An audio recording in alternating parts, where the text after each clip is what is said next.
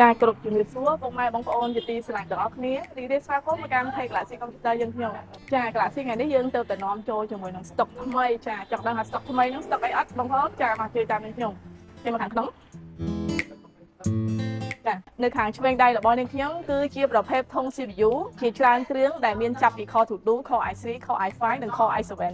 ចាចំណែកនៅខាងក្រោយនាងខ្ញុំនេះវិញជាប្រភេទ monitor ចា monitor ជាច្រើនគ្រឿងដែលយើងមានចាប់ពីទំហំ17 អ៊ីង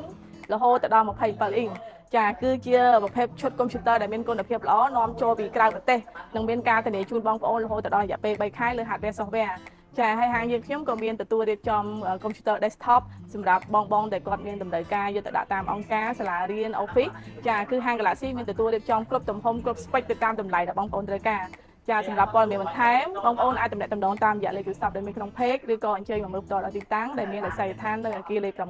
666នៅលើផ្លូវធំកម្មជាក្រោមជាប់ជាមួយតែ President ចាអរគុណច្រើន